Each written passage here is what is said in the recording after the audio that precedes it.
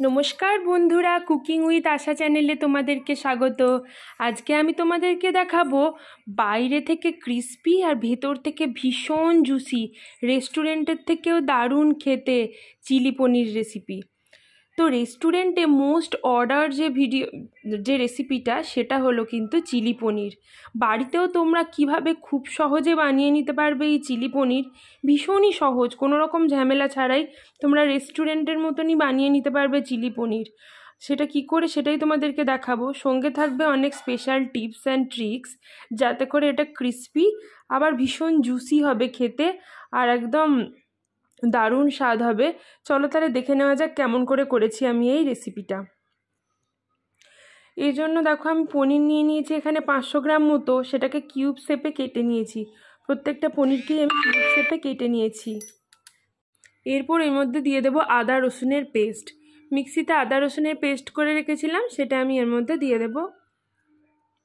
এরপর আমি দিয়ে দেবো 1/2 চামচ মতো গোলমরিচের গুঁড়ো। তারপর দেবো আমি পরিমাণ মতো নুন। নুনটা একটু বুঝে দিতে হবে, কারণ সোয়া সস এর পরে দেওয়া হবে সেটার মধ্যেও কিন্তু নুন থাকে। 2 টেবিল চামচ কিন্তু কর্নফ্লাওয়ার এর মধ্যে মিশিয়ে দেব।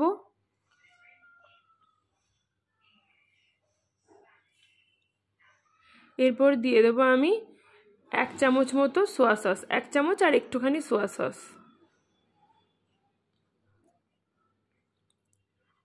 সমস্ত উপকরণগুলো হাতের মধ্যে হাত দিয়ে খুব আলতো করে কিন্তু মাখিয়ে নিতে হবে, কারণ পনির নরম হয় তো ভেঙে যেতে পারে, তাই জন্য খুব আলতো হাতে এটা কোট করে নিতে হবে। যদি এই সময় মনে হয় যে জল একটু কম হয়েছে, শুকনো শুকনো হয়েছে, সেক্ষেত্রে একটু জলের ছিটে দিয়ে নিতে পারো। এবার আমি একটা সসের মিক্সচার করে নিচ্ছি, কারণ রান্নাটার সময় তাড়াতাড়ি লাগবে, তাই জন্য। তো এখানে টমেটো কেচাপ নিয়ে নিচ্ছি। এই টমেটো সসটা একটু বেশি পরিমাণেই লাগে এই রান্নাটায়, তাই জন্য আমি 3 টেবিল চামচ মতো নিয়ে নিয়েছি। এরপরে নিয়ে নিচ্ছি আমি chilli sauce, red chilli sauce নিয়েছি আমি এখানে। এটাও 1 চামচ কি 1.5 চামচ মতো নিয়ে নিতে হবে। এরপর এর মধ্যে দিয়ে দেবো আমি সোয়া সস, 2 চামচ মতো সোয়া সস আমি এর মধ্যে দিয়ে দেবো। দিয়ে সসগুলোকে খুব ভালো করে একটু মিক্স করে রেখে দেবো এক সাইডে আমি। এটা যখন দেওয়ার তখন দিতে হবে বলে দেবো আমি। তো এখন 3টে সসকেই কিন্তু আমি এখানে মিক্স করে রেখে দিয়েছি। এরপর দেখো এখানে নিয়েছি 2 টেবিল চামচ মতো কর্নফ্লাওয়ার। এটা অল্প একটু জল দিয়ে গুলে আমি রেখে দিচ্ছি। এটাও আমি এক সাইডে রেখে দেবো, এটা পরে ব্যবহার করতে হবে। এরপর গ্যাসে আমি কড়াই বসিয়ে দেব পনিরগুলো ভাজার জন্য। গ্যাসে কড়াই বসিয়ে দিয়ে কড়াইটা গরম হলে তাতে দিয়ে দেবো আমি রিফাইন তেল। তেলটা গরম হওয়া অবধি অপেক্ষা করব। তারপরে এই তেলের মধ্যে যতটা পরিমাণ পনির ধরবে ততটাই আর কি ভাজার জন্য দিয়ে দেব। একবারে পুরোটা ভাজা যাবে না। তো সব পনিরগুলো একে একে এখানে ছেড়ে দিয়েছি। তো এটা প্রথমেই এটাকে উল্টানো যাবে না, যখন এটা কিছুটা হয়ে আসবে তখন, নইলে এর ওপরের কোটিংটা খুলে যেতে পারে। তাই জন্য একটু এক সাইড হয়ে গেলে আস্তে করে তারপরে উল্টাতে হবে।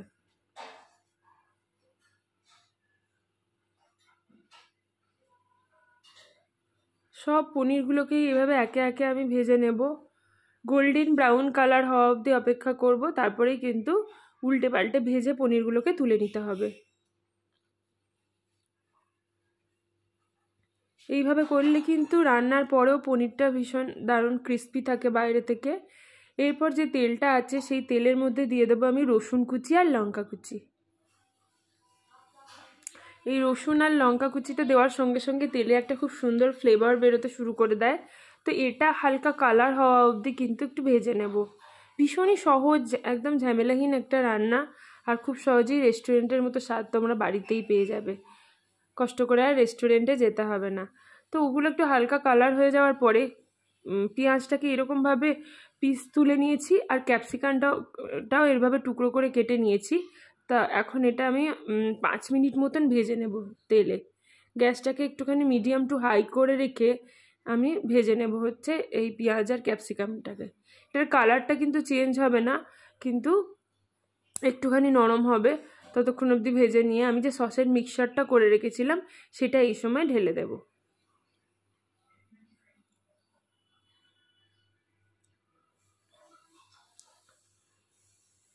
সসটা এর মধ্যে ঢেলে নিয়ে আরও 2 মিনিট মতন কিন্তু এটা ভাজা ভাজা করে নেব। গ্যাসের ফ্লেমটা এই সময় হাই থাকবে।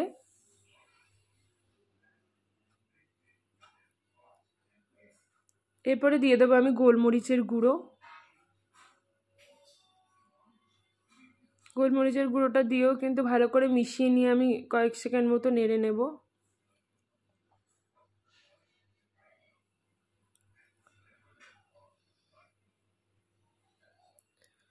কিছুক্ষণ এটাকে নাড়ার পর আমি এর মধ্যে দিয়ে দেবো যে কর্নফ্লাওয়ার গুলে রেখেছিলাম, সেই কর্নফ্লাওয়ার গোলাটা কিন্তু এর মধ্যে দিয়ে দেব। কর্নফ্লাওয়ারটা দেওয়ার সঙ্গে সঙ্গেই দেখবে যে গ্রেভিটা যেটা পাতলা ছিল সেটা আস্তে আস্তে থিক হওয়া শুরু করেছে। তো এই সময় তোমরা যতটা পরিমাণ গ্রেভি রাখবে মনে করবে ততটা পরিমাণই কিন্তু জল দিয়ে দিও, কারণ গ্রেভিটা ঘন মানে হয়ে যাবে কিন্তু গ্রেভিটা থেকে যাবে, একটুও টেনে যাবে না। তাই জন্য এই সময় তোমরা যতটা জল দেওয়ার ততটা জল দিয়ে নিও। আমাদের এটা রুটির সঙ্গে খাওয়া হবে দেখে তাই জন্য এটা কিন্তু একটু গ্রেভি রাখবো, তাই জন্য একটুখানি বেশি করে জল দিয়ে দিয়েছি। তো এবার যেই ঝোলটা ফুটে যাবে তখন এর মধ্যে দিয়ে দিতে হবে এই ভেজে রাখা পনিরের টুকরোগুলো। এগুলো সমস্ত দিয়ে এই গ্রেভিটার সাথে মিশিয়ে দিতে হবে ভালো করে।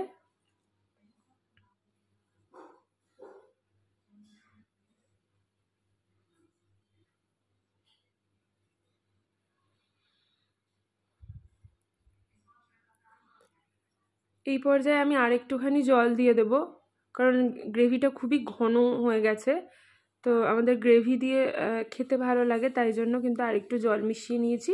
তোমরাও কিন্তু এই পর্যায়ে জল মিশিয়ে নিতে পারো। আর এরপর আমি দিয়ে দেবো নুনটা, পরিমাণ মতো নুনটা আমি এই সময় দেবো, কারণ সোয়া সসও তো ছিল আর তার সঙ্গে পনিরের কোটিংয়ে তো নুন দেওয়া হয়েছে। সব মিলিয়ে নুনটা একটু বুঝেই দিতে হবে, তোমরা অবশ্যই নুনটা একটুখানি বুঝে দিও। এরপর গ্রেভিটা একটু ফুটে যাওয়া অবধি 1 মিনিট 2 মিনিট ফোটা অবধি অপেক্ষা করব। সমস্ত উপকরণগুলোকে নুন সব ভালো করে মিশিয়ে দিচ্ছি।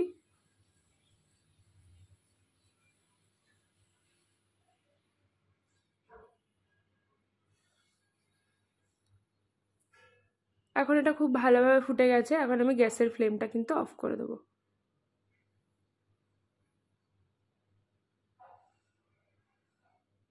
হয়ে গেছে আমার রেস্টুরেন্ট স্টাইল চিলি পনির রেসিপি। এটা এখন আমি বলে সার্ভ করে নিচ্ছি। এটা কিন্তু নান, ফ্রায়েড রাইস এই জাতীয় খাবারের সঙ্গে খেতে একটু বেশি ভালো লাগে, তাই জন্য এটা কিন্তু মানে ভীষণই দারুণ একটা রেসিপি। আমার তো পার্সোনালি ভীষণ ভালো লাগে পনিরের রেসিপি। তো এরপরে তোমাদেরকে আমি নিরামিষ চিলি পনির রেসিপি কী করে করতে হয় সেটাই দেখাবো। যারা নিরামিষ খেতে ভালোবাসে বা যারা নিরামিষ খায় তারাও আর কি করে চিলি পনিরটা করতে পারবে সুন্দরভাবে, সেটাও আমি এরপরে তোমাদেরকে দেখাবো। তোমরা অবশ্যই আমাকে কমেন্টে জানিও যে তোমরা সেটা দেখতে চাও কি না।